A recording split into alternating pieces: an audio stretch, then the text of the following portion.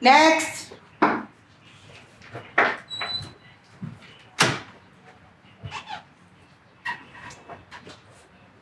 Hello and welcome, sir. Sorry, what are you saying? I said hello and welcome. Oh, it's welcome. And can I please have your documents? What do you want in particular?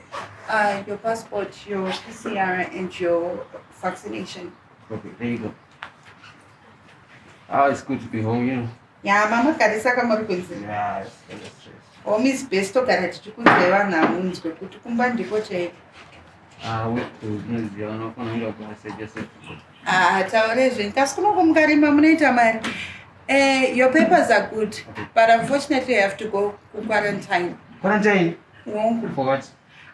Those Rukutaram Temo. So, we have options. You know, choose the pocket pay, Rainbow Towers, Mikos, or Oasis Kanamukoni lodges, depending on Kuti or when you know Panisa Kuti Mupuke Kupi. I was at Alabama, they didn't vaccinate you or what you say.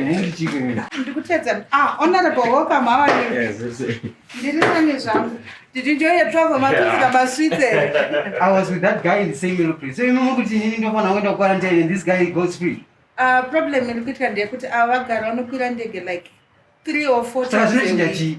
My paper waiting and getting it. Come on, doesn't make sense. So you expect me to pay my own quarantine? And those will put out how do you know the man?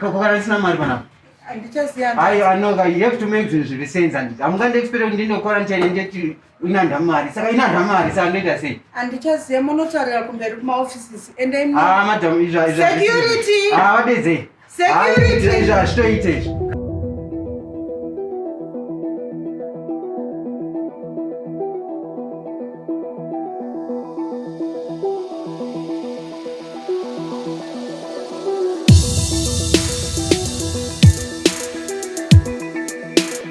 My people, comrades and friends, welcome to another episode of The Week with me, Comrade Fatso. And it's been a crazy week. As ED appointed his wife to the Politburo, COVID cases started to rise again, and some cunning security guards performed a fake robbery. But first, just in time for Xmas, we have a new COVID variant, and her name is Omicron!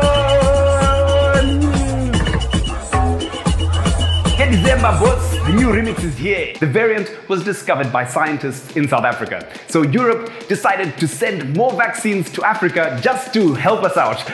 Nope. Europe actually decided to waive corporate patents on vaccines so that poor countries could produce their own. No.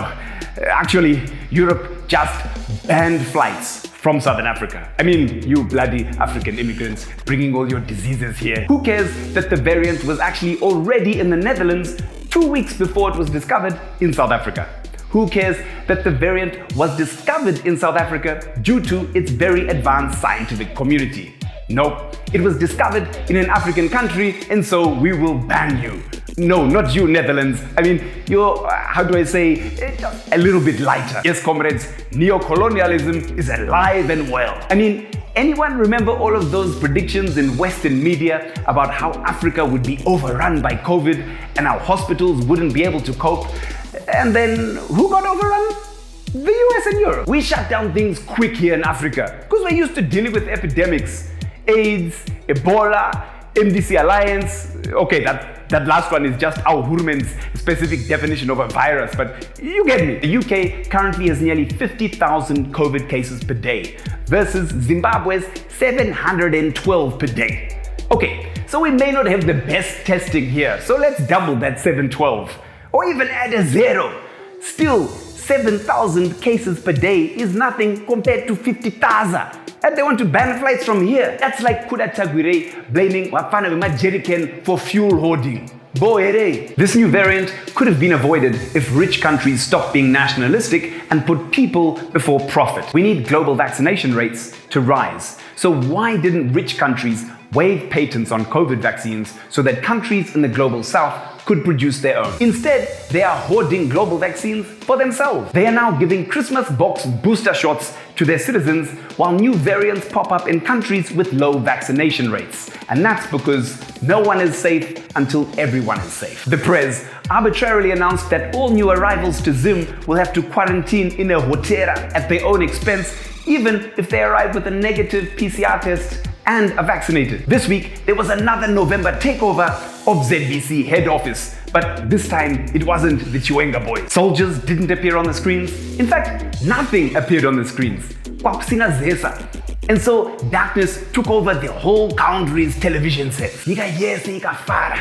Zimbos basically roasted ZBC saying, Musadzoge, don't come back, take man. As one Twitter user said, the fact that no one cares that ZBC is down and it's not even felt shows how dead it is. Then the Zesa parody account got involved, tweeting, if we did it to ZBC, what will stop us from doing it to you too? In the tried and tested Zimbabwean tradition of Christmas box, the season didn't start too well for some daring Fawcett security guards who plan to become overnight mingas by faking their own robbery. The daring thieves stole over 300,000 yusa from a cash and transit vehicle between Gweru and Kwekwe. The guards allegedly did a young collabo with some well-known Bulawayo armed robbers to fake the robbery. Money heist, the Zimbabwe edition. The police have since arrested some of the culprits. Unfortunately, the thieves made a rookie mistake. When looting, always include professional names like Tagure or Mpofu. We now cross over to the weather with Tinai. Thank you so much, Comrade Fatso, and welcome to the weather report with Tinai. It's a cold week for people who are coming from the diaspora into the country because they have to pay for their quarantine bills. As you can see, we know you guys are coming from Kuchando, but as soon as you land into the country, expect Kachando food because you have to pay for your quarantine bills. We got this news from the Permanent Secretary of Misinformation, Comrade Nick Mangwana, when you said if you can afford to fly into the country, sure enough, you can afford to get yourself into your hotel. Yes, King Kandoro, we know you have a comedy show in December, but Anzo and Kana usingakwanise kuuya zvako, usingakwanise kubhadhara hotel chingogarira ikoko ku UK ikoko because here you have to pay for hotel bills. But don't worry guys, if you have 10 pounds, simple and rakaluza value, you can afford 3 nights at Miku's hotel. Jokes, gara ikoko. Even though it's a cold week for those who are coming to the country, it's also a hot week for those who want to leave the country because the Western countries have labeled this southern region red. As you can see here, and hakuna anobva ku Southern Africa because muneka variant Kenya. Even though this variant was first discovered in Netherlands, anzoni gara ikoko ndimakatanga nayo mudanzi makangwara. So kana uneka vaccine card kako uringotenderera munomu uringoenda ku Botswana, Mozambique, South Africa, you can't go to the UK. Moving on, there was a bit of sunshine for civil servants as they worked their way to the bank to receive foreign currency. Yes, after how many years? 3 years, finally received foreign currency. But our meteorological department here at Magamba is predicting that this money won't last up until Christmas because Guerrero Raipisa and Wanwaka Zvakaoma. Back to you, Comrade Fatso, in the studio. Thanks to Nine. Legislators this week said Mtuli 2% Nube's budget was a useless recipe for disaster. 2%, who is well known for his change money Zimex Mall economics, is now demanding Zino 50 yusa on every cell phone imported into the country. Remember, he also has another Zino of 2% tax. This comrade would have done better in a career as a dentist. Meanwhile, look forward to the price of an itel near you going through the roof.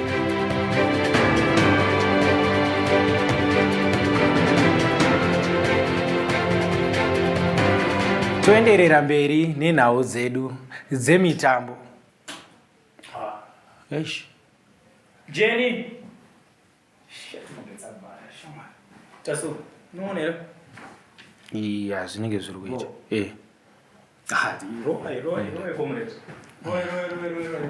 Alright.